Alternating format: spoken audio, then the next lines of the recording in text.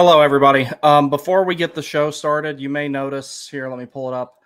I have this link right here to supportnow.org/the Barber family. Our friend AB lost a family member to a drunk driver last night. Poor guy has a 5-year-old son and a wife that he left behind. And if you can, please donate whatever you can, if you have it, to the Barber family. They're going through a really tough time right now. AB would be really appreciative of it, and you guys probably all know how close AB and I am. So any time that we can help out a friend of ours, as good of a friend as he's been to me, then, I would like to do so. So just wanted to put that out there for everybody. The link is also in the description on YouTube, and it is under the first comment on this stream on X. And if you can help them out, that would be greatly appreciated. AB's a great dude. His family's great people. I won't elaborate too much on what occurred because that's for him to do and not me. And then we'll get into the show. But if you were planning on donating to the channel tonight, I would kindly ask that you please donate it to the Barber family instead. Thank you. All right, let's get to the comments here. BTS Not the Band says, hello, what's up, buddy? Good to see you again. Travis C, what's up, dude? Been a while, buddy. Good to hear from you. Question, did we stick with how we were playing even if the caps come out physical? Seems like we had a lot of posts. Yeah, we had 5 of them. That game could have easily been 5-1. Yes, that game very easily could have been 5-1. And, even looking at it from an analytical standpoint, from when I was doing damage report earlier, that game very easily could have been 5-1. I would say don't change anything. If it ain't broke, don't fix it. If you got to make adjustments on the fly, so be it. The big question mark right now, I think, is Jankowski, whether he plays or not. If Jankowski cannot play, I'd rather see Tyson Jost in there than Jack Roslovic, personally. Jost, you won't get an ounce of offense out of, but on the road, when you don't have last change, I think you need that extra defensive competency. I really do. So that's what I believe would probably be the best course of action in the event that Jankowski can't play, but I don't see the need to change anything right now. If it ain't broke, don't fix it. Dylan Bollinger, what's up, bro? Nice is a big body also, but I think that, hey, shut the fuck up. Sorry, my Chihuahua's being a Chihuahua. I will throw your ass out of here. Go lay down. Come here. Come here. Calm down. Sorry about that.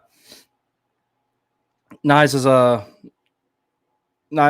big body, but I also think they keep him and let Marner go, or maybe they go the other way around. Here's the dilemma with that. Marner is the better player.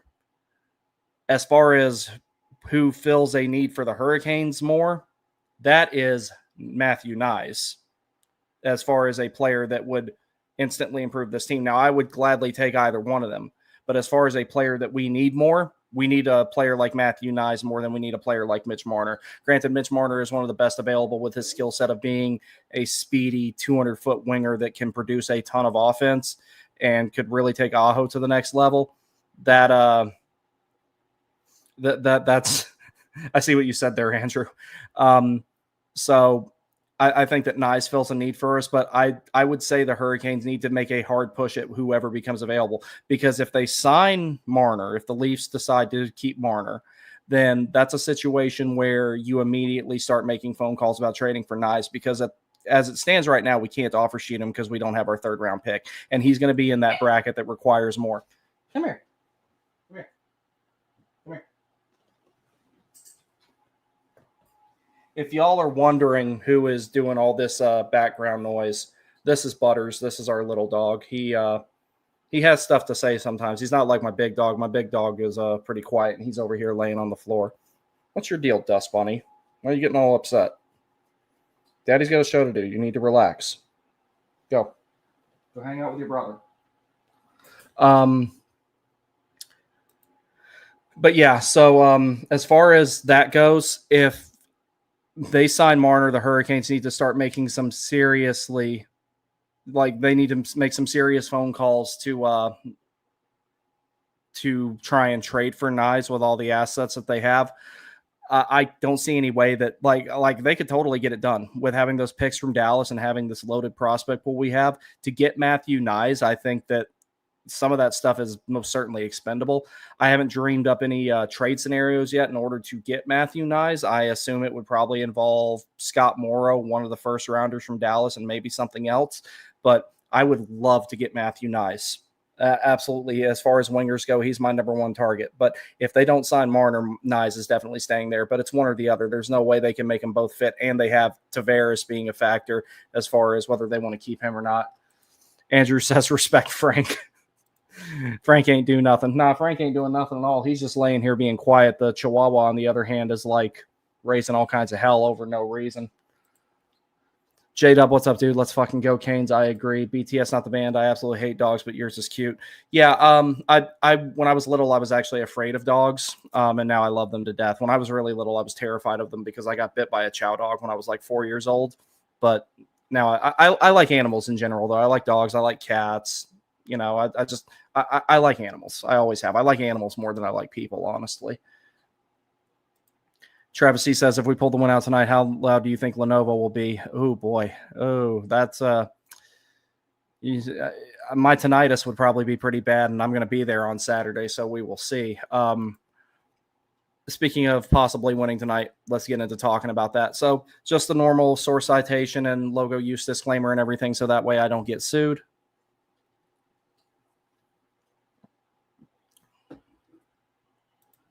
Alrighty, so news and lines forecast and everything like that. As aforementioned, Mark Jankowski, he left game one with an undisclosed injury, and he's a game time decision for game two.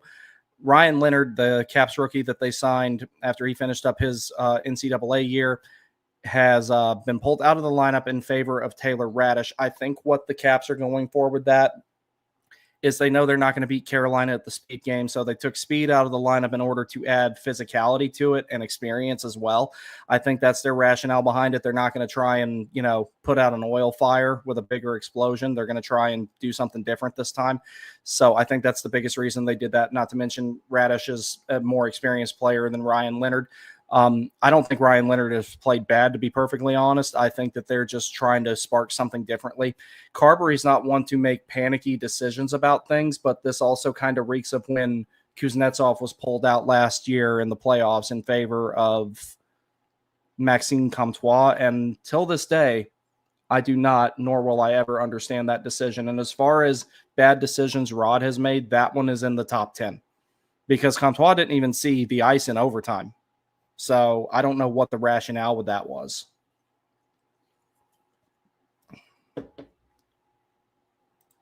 Levy Leto says, I also think that Marner is more valuable to Toronto than Nyes, even if Nyes would eventually become as good. They won't have a winning team in Nyes' prime age. In any case, they are in win-now mode. That's a good point. That could also prompt them to keep Marner instead of Nyes. Magneto Kane says, Leonard got literally tossed by Stahl last game, so not surprised he is stubbed out. Yeah, he Jordo laid him out. All right, but that's one of the reasons I think they're putting Taylor Radish in the lineup. A young guy with a lot of speed and a lot of skill is not going to be what they need to beat a team like the Canes because the Canes are all speed. They're trying to put some sort of brick wall up to counteract the speed, and I think Taylor Radish gives them a better chance of doing that than Ryan Leonard does. Now, when Leonard gets older and grows into his full body and everything, he's basically going to be another Tom Wilson. But as of right now, no, he's not that guy.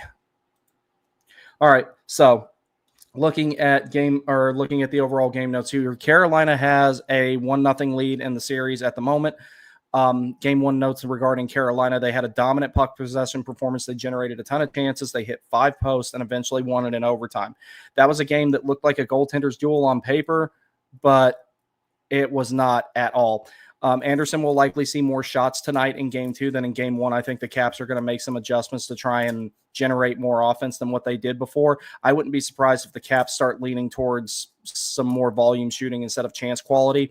And I wouldn't be surprised if they start dumping the puck in more and trying to go get it and generate some offense that way, because Carolina has been really on top of the zone entry denial game. Washington was having a hard time entering the zone against Montreal, so they're definitely going to continue to have a hard time with it against Carolina. I think that they're going to try and do something different. So overall goal differential is +1 for Carolina right now since the last game ended 2-1. Total shots on goal throughout the series right now is 35-14. Total shot attempts in the series, 94-34. This will all be updated, of course. Total penalty minutes is 4-6. Power play right now, neither team has scored on the power play. Penalty kill remains 100% for the Hurricanes. Washington also managed to kill off all 3 of the penalties that they took in the last game. Carolina's power play has got to be better. They've got to get to where they're moving the puck around more. They got to get to where they're moving their feet more and working to the interior, and they've got to shoot more. There was way too much hesitancy in that power play, particularly in the top unit. The Canes are going to have a special teams net positive if you're talking just isolating penalty killing. But if they really want to have something that's a huge difference maker, in addition to how good they are 5-on-5 and how good they are on the penalty kill, the power play could really be a dagger to Washington as the series goes on if they can get it going. Special teams net is even at 50% right now. Face-offs, 56.6 for Carolina to 44.4% for Washington. Hits, Carolina actually out-hit Washington 44-31, surprisingly enough. Now, when we're going into looking at this, like I said, this will get updated as the series goes on, and these numbers will become much more elaborate. Total expected goals throughout the series for Carolina is 4.41 to 2.29 for Washington.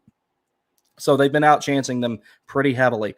And you'll see this chart here. All the goals have been 5-on-5. It was final of 2-1. What we're really going to take a look at here on this particular chart is the possession metric. Also in the comments, I want you guys to let me know what you think of this format and everything, because honestly, the playoffs are a lot easier for me to keep up with data for, and I'm going to add a few more things into this as things go on, but right now, this is just how we're going to look at things.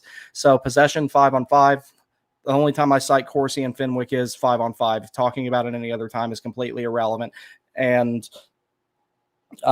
this will just kind of give you an idea of what's going on. So Corsi percentage for Carolina is 75.96. Washington is 24.04. I expect those numbers to balance out a little bit, but I think Carolina will probably keep that in the 60 range. Same thing goes for Fenwick. Carolina is 73.91 versus Washington with 26.09. I think that they'll keep the Fenwick in the 60 range as well. I don't think they'll both stay above 70. Now, one good thing here, even though Washington did block a fair amount of shots, the Corsi and the Fenwick numbers being close is a good thing, because that means a good amount of Carolina shots were getting through and that there were a lot of unblocked shot attempts. Hopefully, if you can keep those numbers really close, that bodes well for Carolina. Now, doing the expected goals breakdown, Carolina favored there as well, 66.67 versus Washington, 33.33 as far as the percentages go. Total expected goals, we already talked about that. 5-on-5, 3.82 expected goals for Carolina versus 1.31 for Washington. So they lead that in a 2.51 differential. And on the power play, this is kind of reflective of what I've talked about with the Hurricanes power play not being good enough. Their expected goals on the 5-on-4 is only 0.14 right now. That's got to go up. Otherwise, the puck's not going to go in the net. Washington, 0.95 expected goals. So they could have had one on the power play in game one. And Carolina's penalty killing and Freddie all came through to really make things happen for them as far as keeping that game close during special team situations and eventually winning it with Slavin's overtime goal. So those are things that are going well that need to continue going well, but the power play has to get better. All right, so looking at the scoring summary here. So the reason that I keep this is because I'm going to log every single goal that occurs in the game so we can kind of like just see how the series is going as far as scoring splits and everything like that. So series totals as far as points go, Jacob Slavin has 1 goal. Logan Stankoven has 1 goal. Jesperi Kotkaniemi has 1 assist. Jordan Martinook has 1 assist. Dmitry Orlov, I forgot to list him on here, but he also has an assist. Washington, Alexei Protas has their only goal, which was assisted by Brandon Duhaime and John Carlson. Now, one thing that when I get to winning elements, I'm going to elaborate more on. I think that we will probably start seeing multi-point players emerge tonight, guys who either these guys start adding to their point totals or someone's going to walk out of this game with 2 points or more. And I think that can be a really big difference maker in regards to game 2, because if these games don't turn into track meets, it's a better chance for Carolina to win. Carolina has a better chance of winning high event, low scoring games in general. If it stays that way, that bodes well for Carolina. All right, so winning elements. 1, the split was critical and Carolina got it. That is great news. Now, some people are already taking a victory lap because of this, thinking that just because we've been really, really good at home that we basically just, have locked this series down. Don't look at it that way. there's a lot more to do. Don't get overconfident. Coming back to Raleigh with a 2-0 series lead, should they manage to win tonight, would be remarkably good. But there's a lot more that they got to do in regards to getting that done. So don't expect an easy game too. Washington is going to come out and they're going to play desperate and they're going to be really physical. They don't want to go back to Raleigh down 2-0 because, essentially at that point, it kind of is an all but signed death sentence. They don't want it to get to that point, and it ain't over until it's over. So they're going to come out. They're going to be physical. They're probably going to throw some cheap shots. Let's just be fucking real about it. We know how this team is. They've always played that way. Continue to stay out of the box, not get drawn into stuff after the whistle. That was one thing that Carolina did really well, especially as that game wore on. If Carolina gets a significantly large lead at any point, then it's going to look a lot like the last time that they played in Raleigh during the regular season.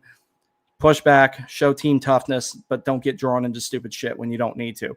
Continue the volume and chances, but try to increase the quality and work to the interior a little bit more, because Washington was doing a really good job, like I said before, of having their forwards gap up on the defensemen to try and reduce how many shots we're getting through from the point. After a while, that's going to get more difficult to do. There's going to be a fatigue factor, an attrition factor, all that type of stuff.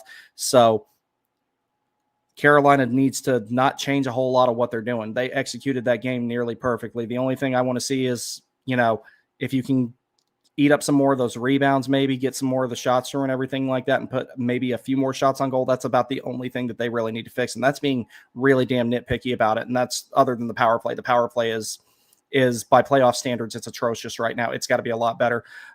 Special teams will start being more of a factor. Speaking of that, the Canes can't rely on this large net positive special teams strictly coming from the penalty killing being great. The power play needs to start clicking.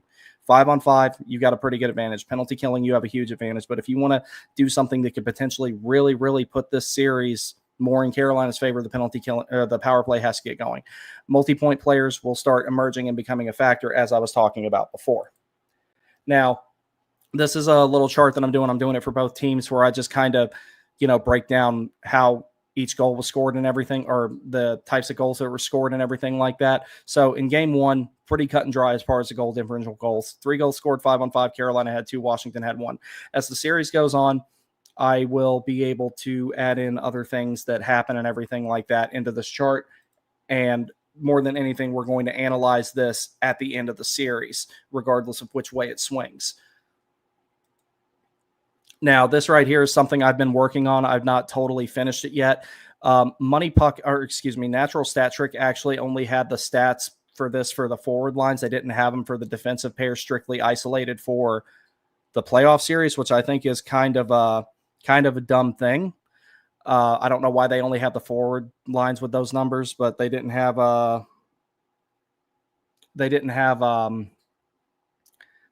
on there for the defensemen, and I didn't want to put the entire playoff numbers on there and everything like that. So that's the only issue with why that's not finished, but I'm going to find another way to do it, and I'm also going to add some goaltending stuff in as well.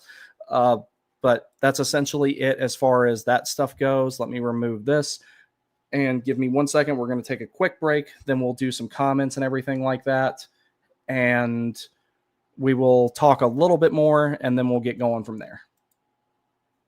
Give me 1 second, please.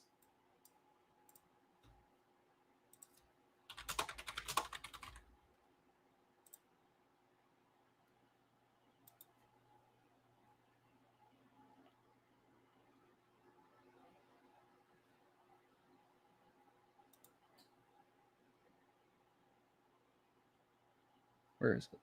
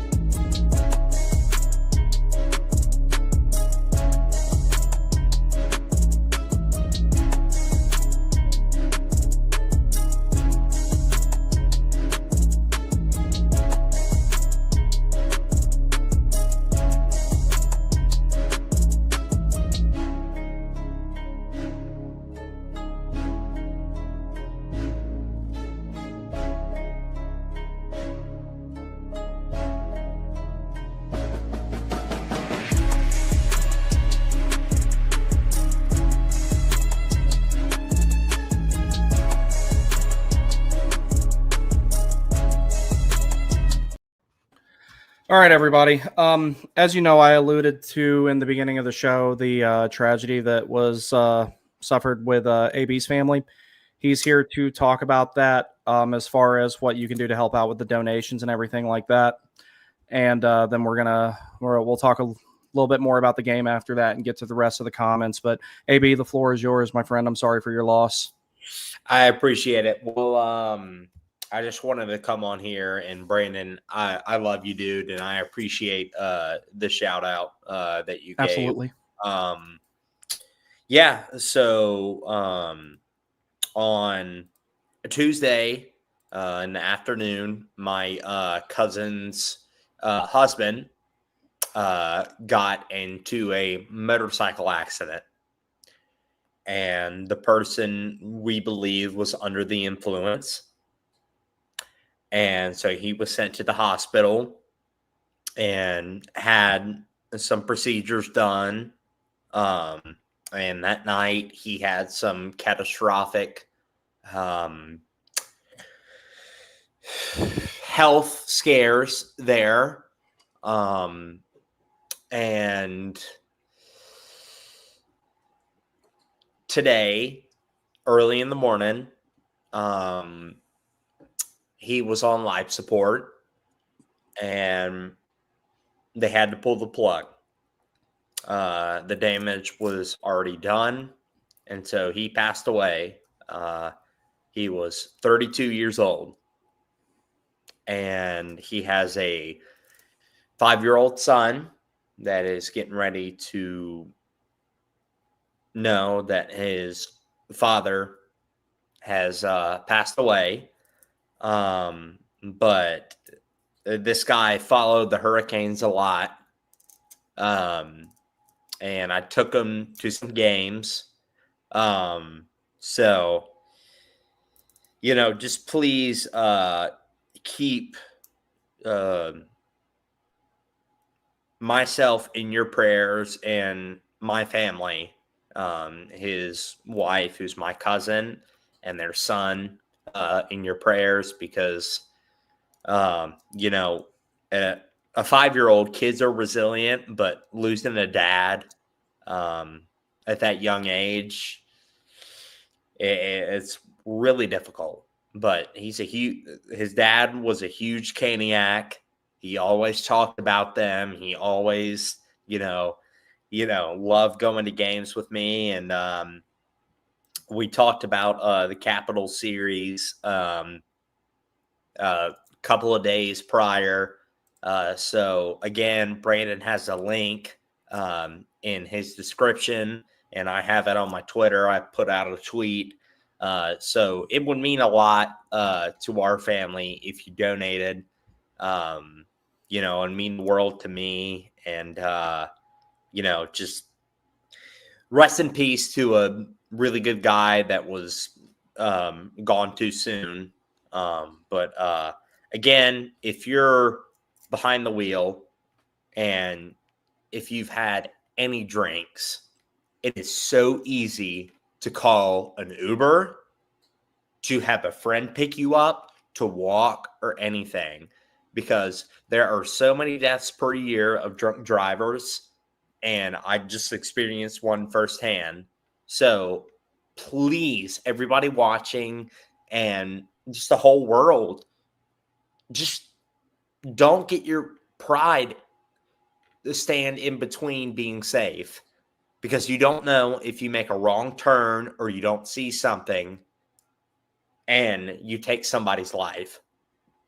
So, but Brandon, I love you. I appreciate you saying all of these kind words, but just wanted to come on here and just, say it from my point of view and talk about the Canes. All righty. Well, we got some other comments to catch up on here, and then we'll talk a little bit more about the game. Let's see. J-Dub says, jealous, but glad you get to go. Chirp Wilton once for me. Oh, so funny story about that. So when I was at the last game in Washington, when they were doing the 3 stars, I think they announced that Wilton was the 3rd star, and me and Jeremy were walking to leave. And when they announced him, I looked up at the board, and I just clear as day. And there was ladies, 4 eyes. Yeah. Oh God, that was that was the funniest shit I ever heard. And some lady to my right, she's like, "Oh, really?" And I'm like, "Yeah, really." And I just kept walking. And I fucking hate that guy. But let's see. Levy Leto says, "I also think Marner is more valuable to Toronto than Nyes. Even if Nyes would eventually become as good, they won't have a winning team in Nyes' prime age. In any case, they are in win now mode." I don't agree with that. Do you want a guy who's gonna potentially cost $12 million, or a guy that'll probably extend for about $6 million? That is. Oh no, Nyes is going to get paid more than $6 million, dude.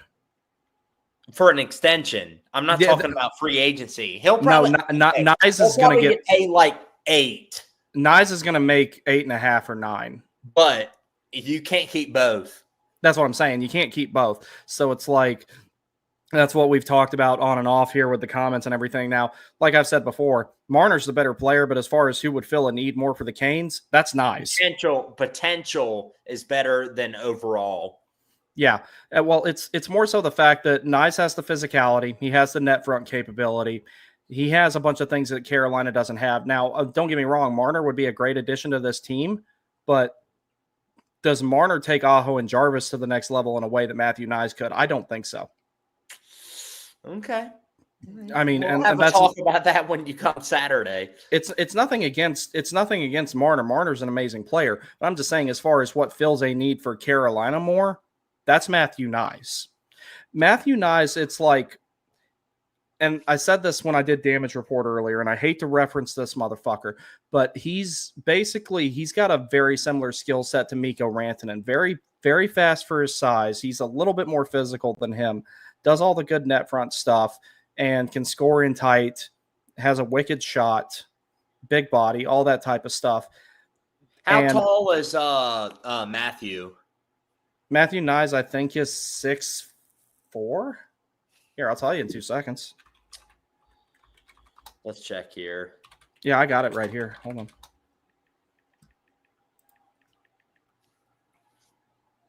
He's 22 and he's 6'3". 6'3" and 227 pounds. That's a big boy. 217 pounds. So it says 227 here on the NHL website. Oh, it says 217 right here. So here's the problem. Scotty Black. Sorry.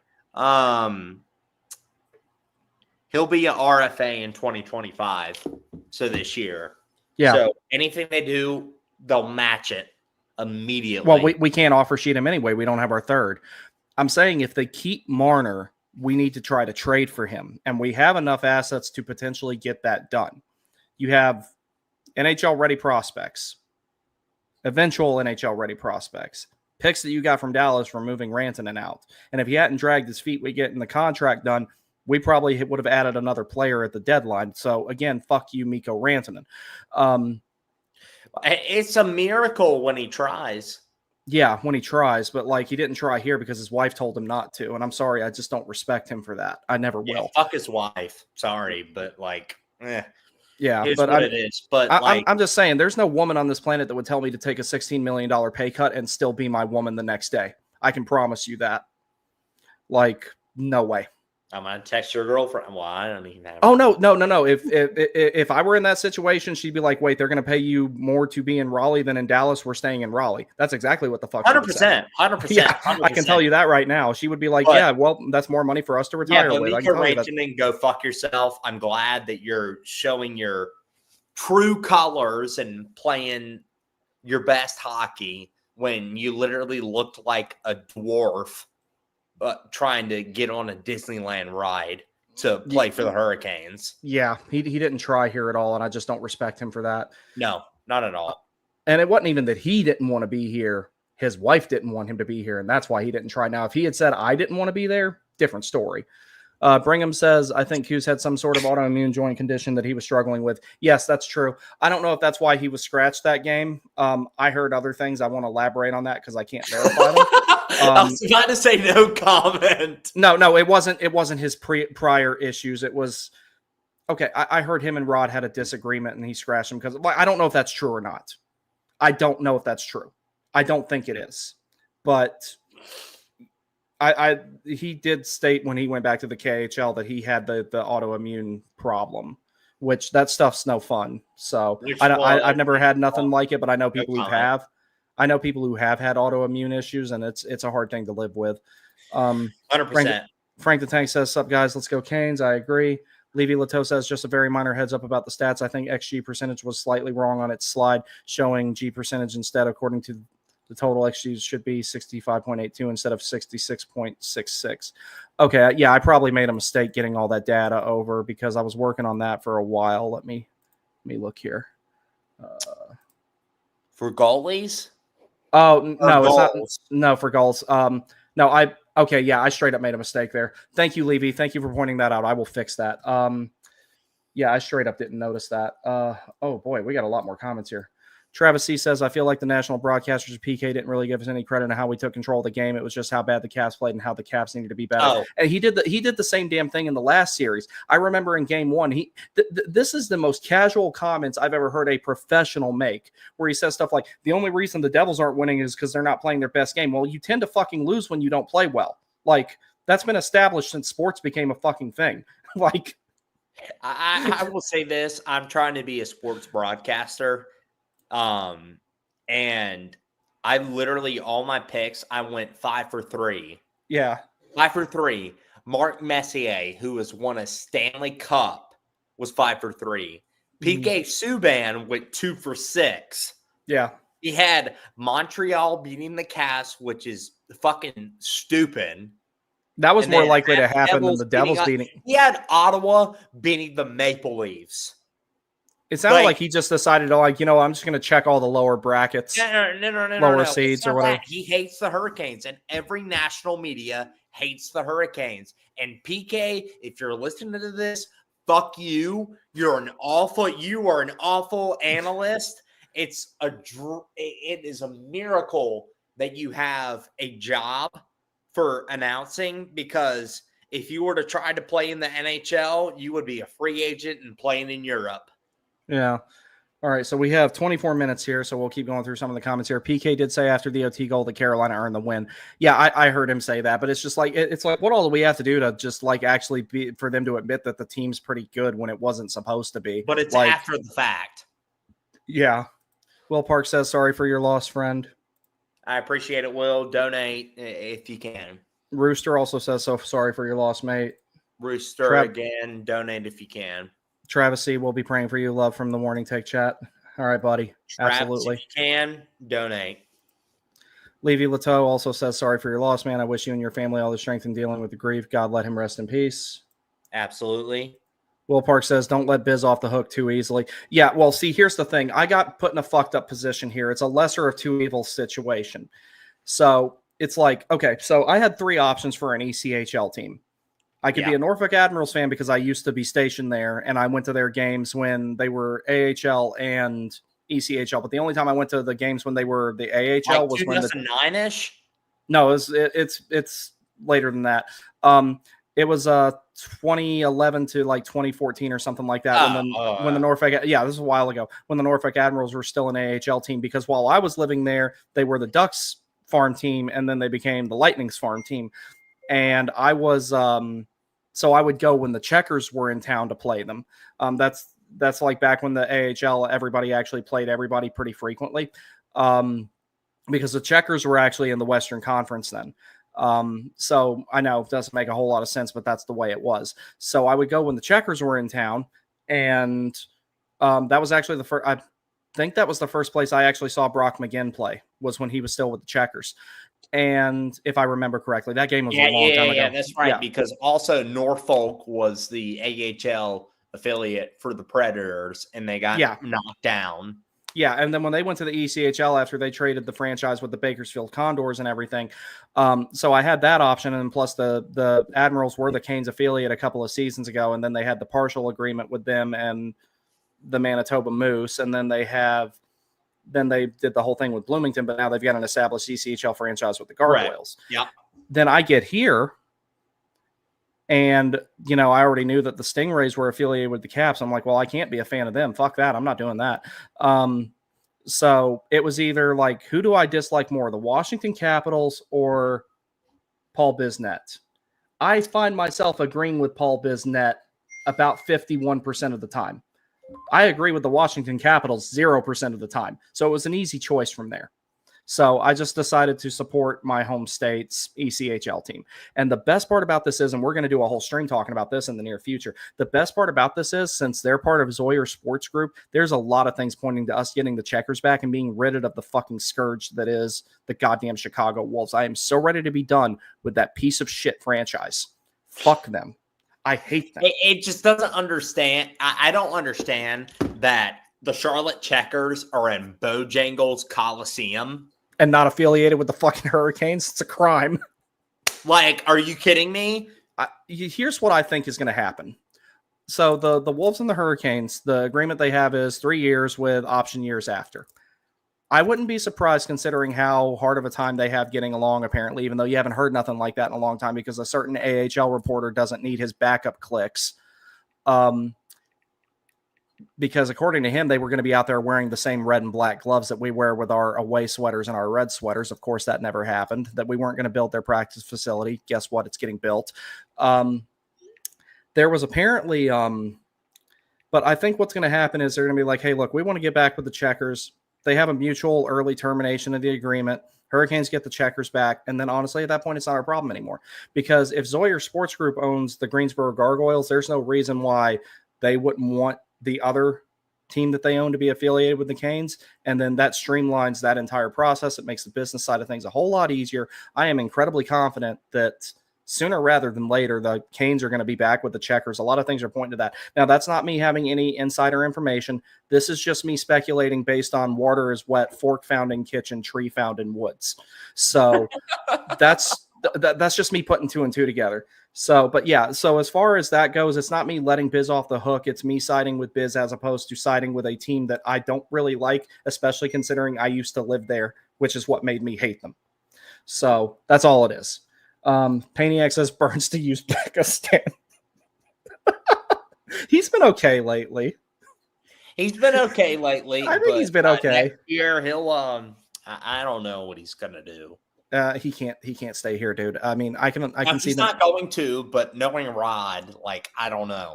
Well, because I mean, Demon has to have an ear in there, and so does the owner to be like, yeah, he can't.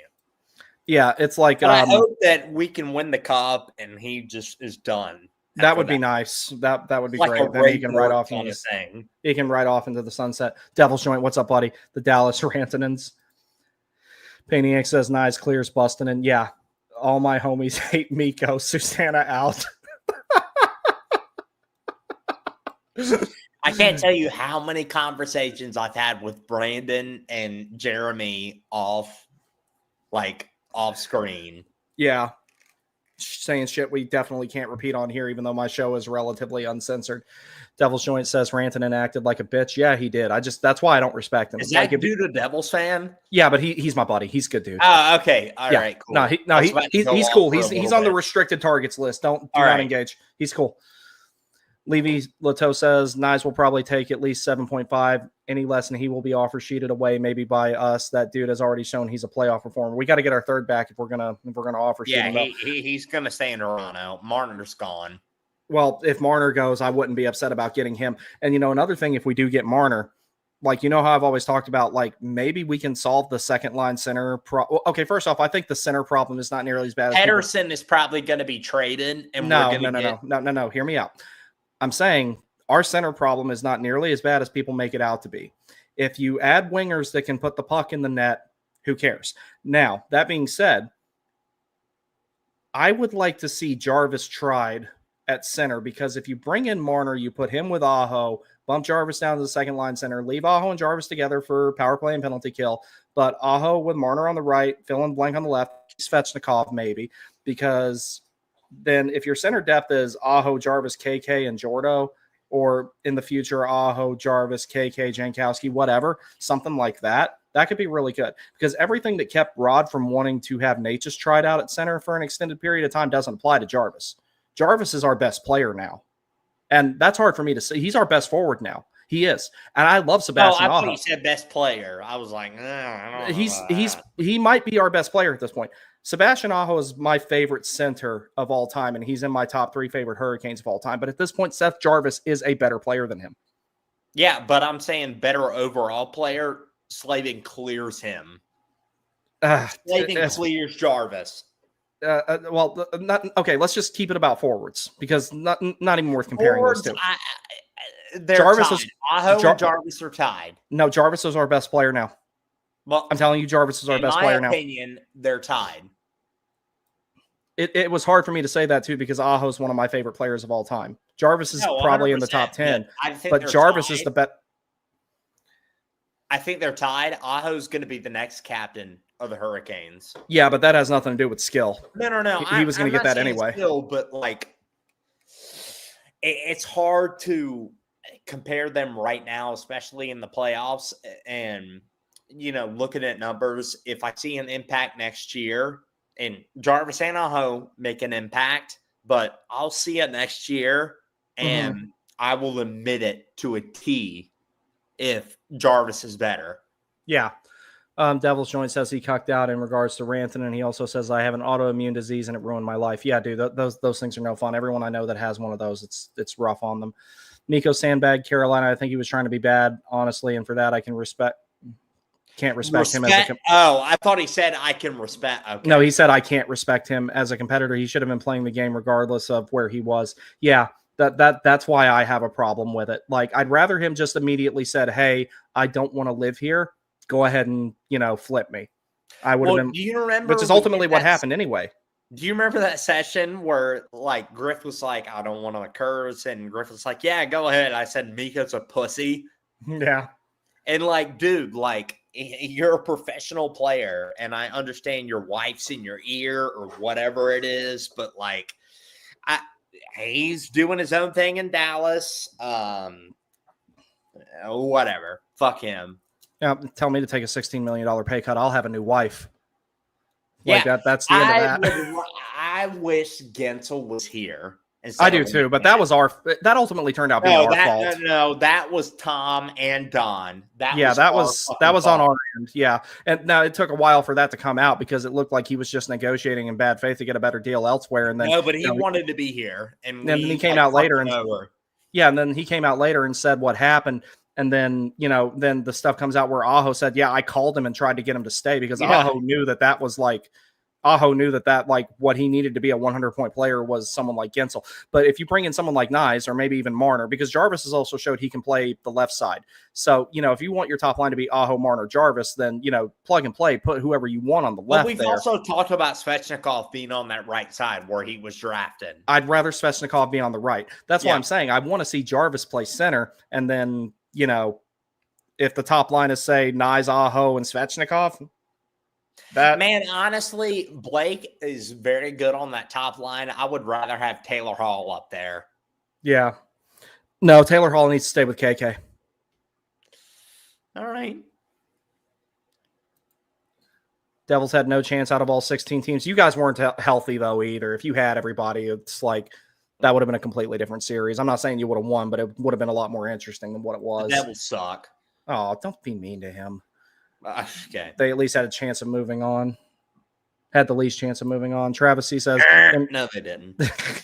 Then PK had the audacity to have Seth Jarvis on and ask him why he thought the Canes were better, and then he predicted. Yeah, that I remember seeing that interview, and Seth Jarvis held back some words. Like you could see that he wanted to use different vernacular than what he actually used. Oh, PK got carried to the Stanley Cup final because of the offensive people. He got traded from Montreal because he was washed. Yeah. And then Shea Weber carried Montreal to the Stanley Cup, and so did Carey Price. Yeah. Let's see here. Devil's Joint says, I missed the lost part, but bless your family, brother. Thank you, man. Just donate. Click the link that's posted. Yeah, Devil's Joint's a good dude. I'm going to have him on here one of these days. We're going to go on each other's shows because he's got one too. Av Clark says, I just can't wrap my head around when the broadcasters talk shit. ESPN told everyone we would miss the playoffs. Well, boom, bitches, we back. Okay, so anything that Greg Wyshynski says, if Greg Wyshynski says the sky is blue, the best thing you can do is go outside and check because it might have changed. If he says water is wet, dip your toe in the pool and make sure it comes out with water on it. The guy sucks at his job. Honestly, most of the people at ESPN suck at their job. It's like anything else. Vucevic, I do like. I like Bucci, yeah. He's much better at calling college hockey than he is professional. I will say that. And McDonough, okay. McDonough needs to stick to College Game Day. He's a really good football commentator, but I just don't feel he's not game day. He's prime time. That's what I mean. That's what I mean. My bad. I'm sorry. I'm saying he's a good football commentator. I just don't think he has the pace to keep up with hockey. No. That's the only thing. Like, he's a great football commentator. And I remember hearing him call baseball games a couple of times too. He's good at that. But it's like, he doesn't have the pace for hockey. That's the only thing. And he's so delayed and doesn't do enthusiasm. Like,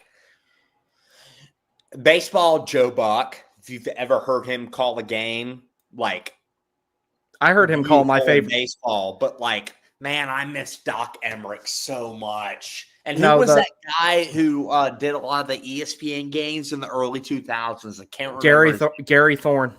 Dude, like, Gary Thorne and John Forsman are my two favorite commentators of all time. Well, John Forsman is doing Game 3. Yeah, he's doing it on Sports Live USA or whatever it is, that radio. John, that shows how talented Forsland is, though. But it's like, that reminds me. Well, I'm thinking about it because you and Griff actually have met Mike, and you know how great of a guy he is and everything like that. A lot of people like criticize him, but here's something, and a lot of people try to compare him to John, and here's something that I just have to say about that. That's not a fair comparison. John actually had a chance to build his career. He started out, I believe, calling games on the radio for the Springfield Indians in the early 90s before he eventually became the Whalers commentator and moved with the Hurricanes. He had a chance to actually build his career, and he also did so at a time where there was not nearly as much visibility on hockey. It wasn't nearly as popular as it is now. Mike got thrusted into, hey, you're going to take over being the national play-by-play, or you're going to take over being the play-by-play guy for the Carolina Hurricanes for roughly, let's see, how many games are nationally broadcast with us. So he's calling at least 70-something games on TV and then all of them on the radio.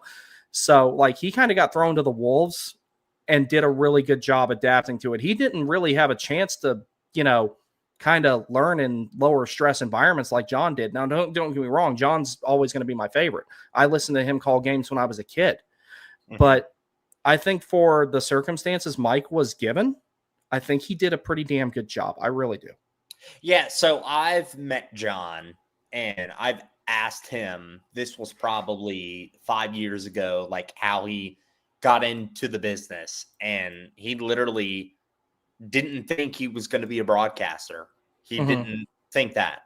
And so he started doing stuff for his college, and then just kind of went and did some stuff for like stats and everything. And then he got the job with the Whalers, and he had that for a little bit.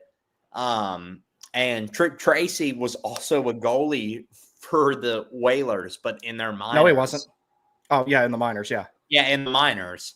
And then Forsland took over that position for the play-by-play guy. And gosh, what was his name who did the radio? He was there for a long time. Chuck Caton. And then Tripp came in probably in the early 2000s.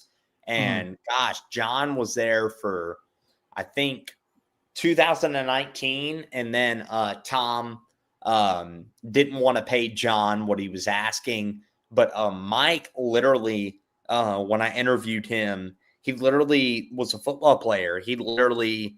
I can see that. He had a radio show in college, and then he moved around from Virginia and everything. And then before it was Valley Sports, it was Fox Sports South. That's how it was before. And then he was the ringside guy that Hanning Yates is now. And then when the Forsland thing happened, he got thrown in. And the Forsland, it's hard to live up to because when you grow up on him and that's like the only thing you've heard for the Hurricanes, it's pretty hard. And I talked to him about that, and he was like, everybody has their voice, and Mike has his own voice. And I know all the old fans and people are like, oh, we miss John Forsland, but Forsland loves the Hurricanes, and he always will. I mean, he's part of our history, but, nothing lasts forever.